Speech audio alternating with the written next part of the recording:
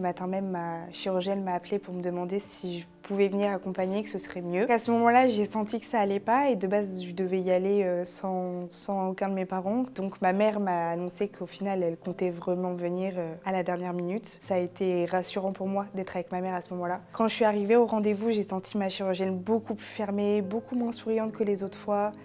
C'était différent, je sentais qu'il y avait vraiment quelque chose qui n'était pas normal.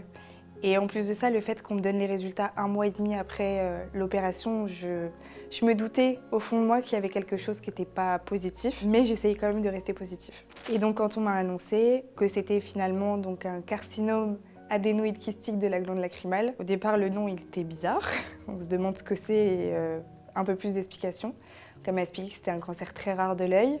La plupart du temps ça vient chez les personnes âgées, donc très rare chez les jeunes personnes, même si c'est possible quand même. Donc elle m'a expliqué qu'on va devoir refaire une nouvelle opération et que cette fois-ci, il va falloir ouvrir plus large, donc à enlever les paupières, l'œil, le nerf optique, les muscles, vraiment tout ce qui est à l'intérieur de la cavité.